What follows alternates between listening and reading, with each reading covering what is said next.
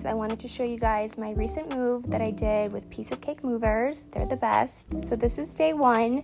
They arrived in the morning. I think this was like February 10th. It was right before my birthday. They came with about 9 or 10 guys, a million boxes, wrapping stuff. Thank God, because I literally had nothing and I was so stressed out. They calmed my nerves and made everything so much easier.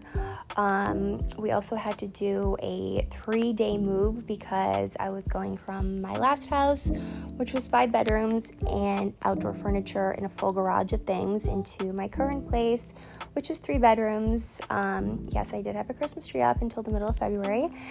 And so yeah, this was definitely a very large move, but they made everything just way less stressful and kind of just took any of the guesswork out of it for me. This is my kitchen. You're going to see another Christmas tree that I had up. And yeah, they were all so nice, so professional, so funny. We had the best time and we made the most out of, again, a stressful situation because moving is always a nightmare no matter what.